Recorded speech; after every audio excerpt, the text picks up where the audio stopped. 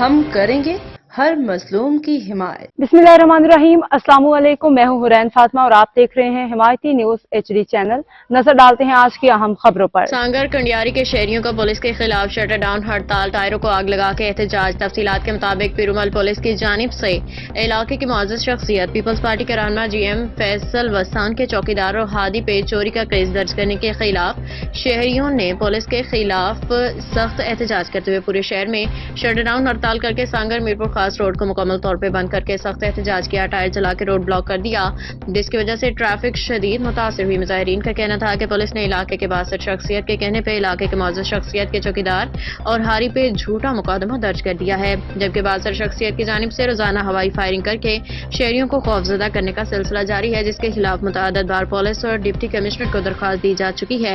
इंतजामिया कदम दिलचस्पी के बायस शहर का माहौल खराब हो रहा है। अब तक के लिए इतना ही। मजीद खबरों और अपडेट्स के लिए देखते रहें हिमायती न्यूज HD चैनल।